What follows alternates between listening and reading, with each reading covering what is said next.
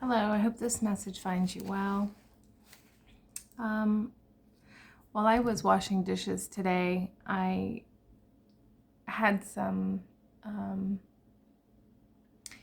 egoic thoughts going through my mind, and I actually spoke out loud and said, I'm not going to hear this now.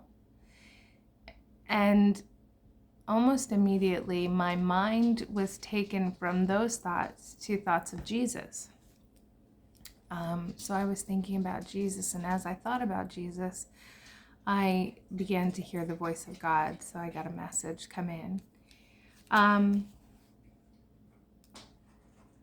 read to you the message I have, and then I'll come back and discuss a couple of things, okay? The words I heard, the message was, "Oh, my children." At first I heard, "I sent your brother, your teacher, your guide, and mentor. It was of his choosing." Okay. I'm not sure how I'm going to explain this because it all happened so fast. When I heard the words, "I sent your brother," I knew right away that our Father was speaking about Jesus. And I questioned it immediately when he said, "I sent your brother." Because that's my old Christian ideals coming in. I sent, that this was all at the bequest of the Father. So I questioned it immediately when it came in. And then it was changed instantly to this, as if answering my question, answering or clarifying the intent. And then what was said was, "Oh, my children, I sent not your brother, your teacher, your guide, and mentor. It was of his choosing, as your choices belong to you." And then I questioned it further, and more was added. Like, how can you say in one moment, "I sent," and then say, "I did not send," because I questioned it? And the answer I got was, "I blessed his choice, and his will and mine were united." So in this, okay, I'm going to change up what I said I was going to do. So I'm going to explain this as I go, and then I'll read the full message. So our language, we try to put things into the proper context through language.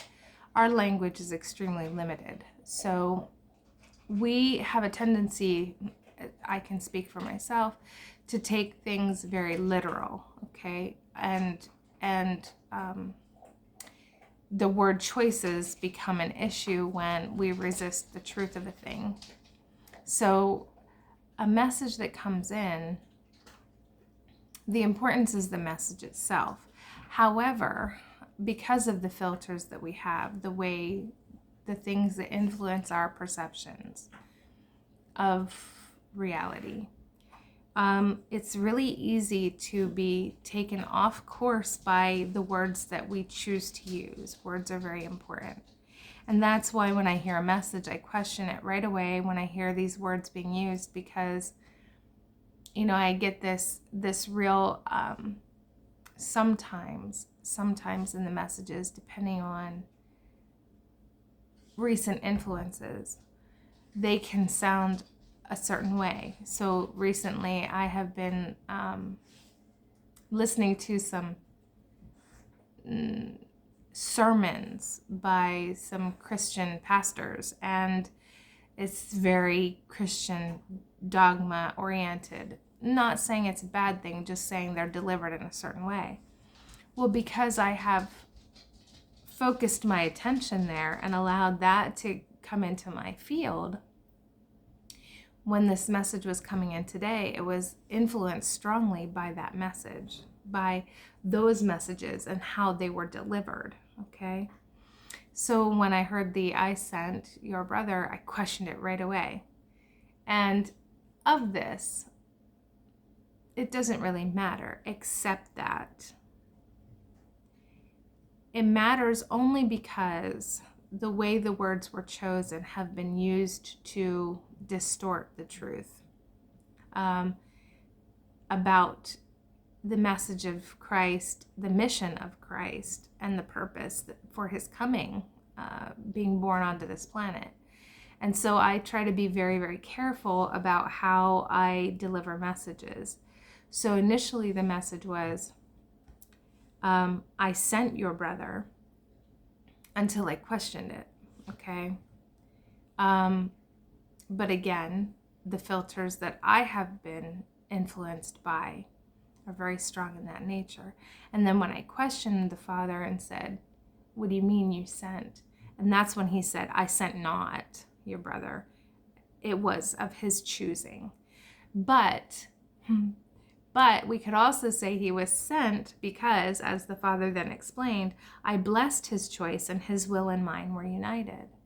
So it's like saying the Father can say, I sent him, but it really was his choice. So I sat with. I didn't really sit because I was washing dishes. You see how that happens?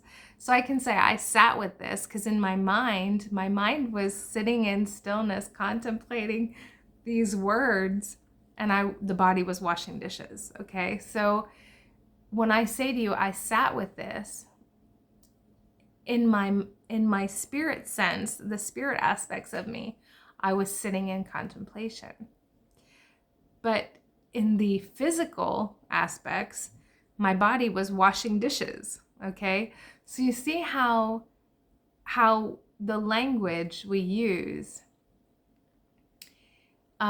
is not, it's not easily, the message is not easily delivered clearly, because by my words, you would think I was sitting in meditation, in my physical form, sitting in stillness. My mind was in stillness. My body was washing dishes, okay? So that's a good explanation for how this happens, because the understanding is we can say the Father sent him, but then if we do that, some people think that that means something that it doesn't mean, okay? Whereas when I question it and he says, well, it was his choice as your choices belong to you. So it's not like he said, Jesus, will you go do this? Jesus wouldn't, it's not like he said, will you go do this? Basically, the idea that I was given was there was a need, and the need was known. It was just known. And Christ said, I will go. And what he said was, when he was going to say, I sent, he said, I sent the strongest of you, is what he told me. I sent the strongest of you. When I was thinking on the words that were spoken about Jesus being the only begotten Son, and how people took that and thought something of it that was not true. And he said, and God said, I sent the strongest of you. And then I questioned the sent in that respect. So all of this happens almost simultaneously. I hear I sent the strongest of you, and I don't think to question it until he says, I sent your brother. And then I'm like, okay, wait a minute. I hear you said this, I sent twice, and I'm questioning it now. So, and then he clarified for me what that means. It's just how there is a truth of a thing, and then there is how we are able to communicate it in words. They're not always going to be the same, and I did state that before in another video. As soon as I attempt to communicate in videos what was the understanding given to me, something is lost immediately, because I have to communicate it through language which is limited. So the wholeness of it will only be understood if it is, if you take it into stillness and sit with it yourself and allow that door to open, that same knowledge and truth that I received can come to you. Okay, so I can only tell you so much, and then you have to sit with it yourself and ask to be shown or to see. So back to this. Okay, so he said to me, he said, I sent the strongest of you.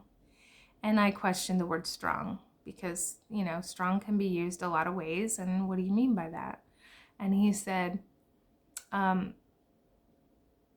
his will was strongly aligned, more strongly aligned to the will of the Father. So in other words, his will and the Father's were one, and he was still able to hold that oneness of will with the Father. And that's how he was able to do and be all that he was here for us. Okay, now I'm going to go back to the message. He said, his mission was not to die for you. He came to awaken in you that which had been forgotten. Look to him even now to guide and light your way. If you seek truth, you will find him. He is your brother and whispers to you through the breath of the Holy Spirit. He is ever present for you as he has chosen. He cares not for the name you call him. You are all equally worthy to seek the truth that is your birthright. I'm going to interject here. Birthright is another thing that is challenging, because that word has been abused in ways, has been used to abuse others in ways. So when he said this about the truth that is your birthright, I'm not going to go into that, but it has nothing to do with the physical body, the human body. Okay, it has nothing to do with that in the sense of my birthright is something different than someone else's. The birthright he's speaking of is the truth, the awareness of who we are, to have the opportunity to be the truth of us here, which does not segregate us in any way. It does not set us apart from anyone else. It is the same birthright, belongs to all of us. Okay? That birthright is all of ours. It's not just mine or yours. It's all of us as human beings on this planet. Okay? Now I'll go on. He said, set aside the treasures of the earth to know now the treasures that are of heaven. Seek ye first the kingdom. Seek first to be the truth of you. And when he said that, seek ye first the kingdom, he was then telling me what I mean is seek first to be the truth of you. Untangle the lies that would claim you. Cast them away. As they fall away, the reality, and he had me capitalize reality, that is you, becomes, and he had me capitalize becomes, and it is clear and pure and light. So again, as they fall away, these lies, as they fall away, the reality that is you becomes, and it is clear and pure and light. I'm going to cry. So the reality that is you, reality in capitals, becomes in capitals. So reality becomes, the reality that is you becomes, and it is clear and pure and light. So he's saying what you are is clear and pure and light. So it's clean, it's perfect, it's luminescent, this is who you are. And this message was not just for me. This is all of us, this is all of us. So I don't know, I'm not sure why I got that today, except that I was thinking on Jesus and whatever name you want to call him. If you want to call him Yeshua, you want to call him Jesus, you want to call him Joshua ben Joseph, whatever you want to call him, doesn't matter. And if you just try to get to know him, like really know him,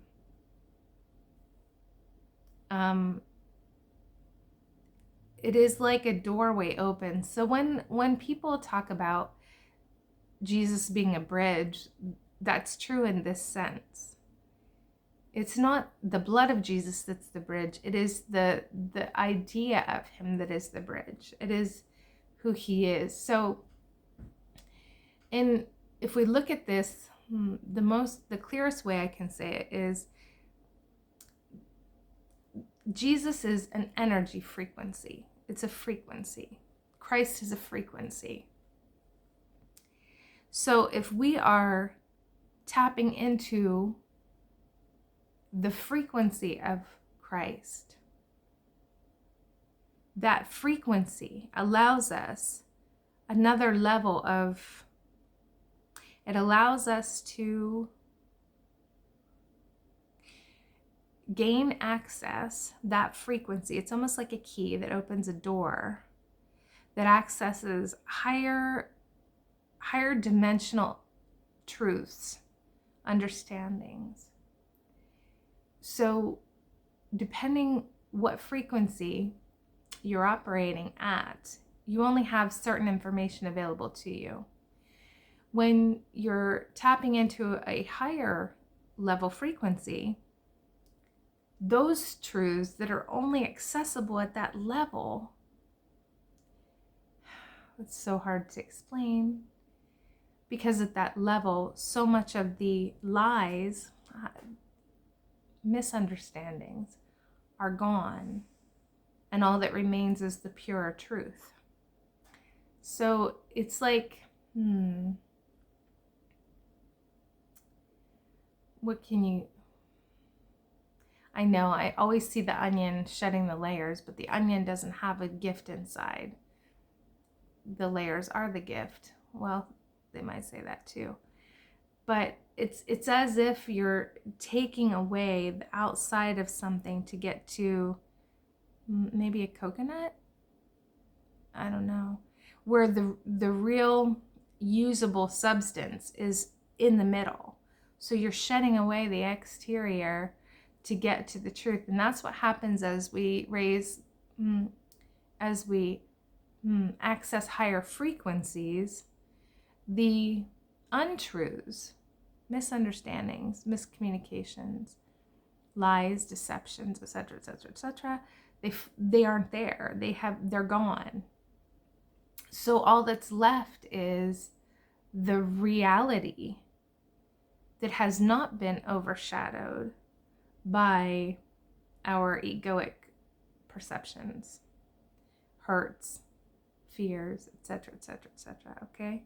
So we must be careful to not, it's okay to question. I guess this is what I'm saying. It's okay to question words. It's okay to question when something doesn't quite resonate. It's okay to question it, because in questioning it, more can come in, more truth can be revealed. I think sometimes in our world we are penalized, criticized, punished for asking questions,